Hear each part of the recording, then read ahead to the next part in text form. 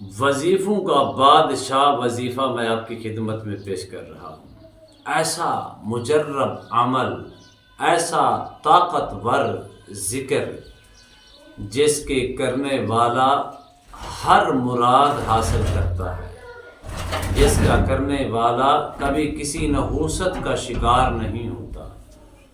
اس وظیفے کو کرنے سے انسان کی ہر حاجت، ہر تمنا پوری ہوتی ہے۔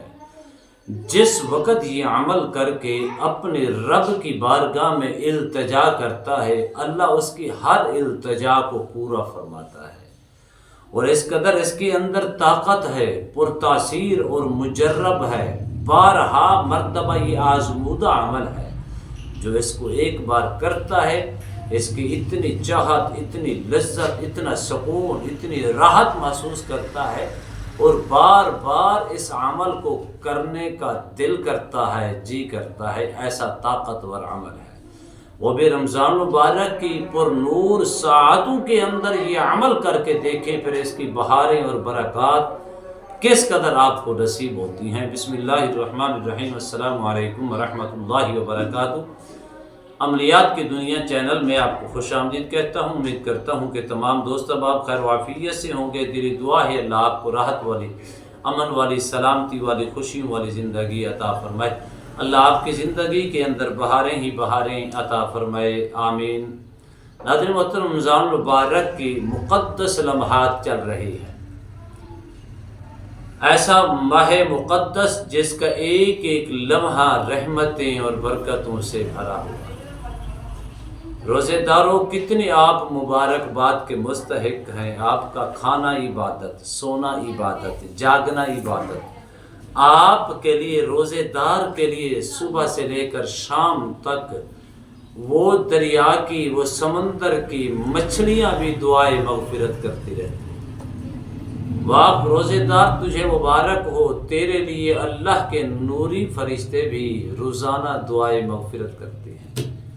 واہ روزے دار، تجھے مبارک ہو، اللہ کے نوری فرشتے تیری دعا پر آمین کہتے ہیں۔ یہ مقدس لمحات پھر کہاں نصیب ہوں گے؟ نہ جانے زندگی میں یہ دوبارہ لمحات آئیں، دوبارہ نہ آئیں۔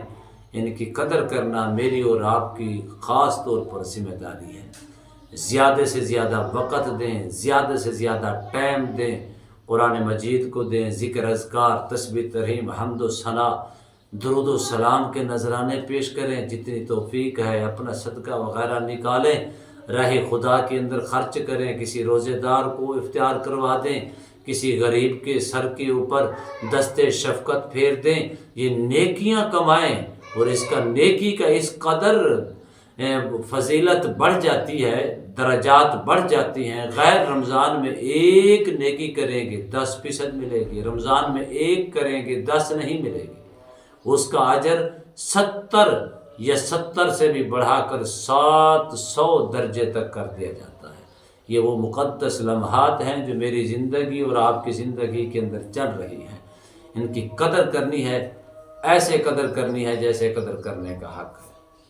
اب وظیفے کی طرف آتے ہیں۔ ناظرین محترم، اگر آپ چاہتی ہیں راحت ہو، امن ہو، سلامتی ہو، نچاکیاں، یہ ساری کی ساری نحوستیں ختم ہو جائیں، اور برکت ہی برکت نصیب ہو، سکون ہی سکون نصیب ہو، امن ہی امن، سلامتی ہی سلامتی نصیب ہو، تو آپ نے چلتے پھرتے رمضان مبارک کے اندر اٹھتے بیٹھتے آپ نے پڑھنا ہے۔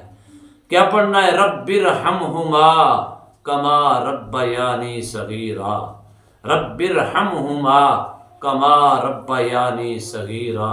اس کو اگر تعداد کر کے پڑھنا ہے، اول آخر آپ نے کم از کم 5 مرتبہ درود شریف پڑھیں۔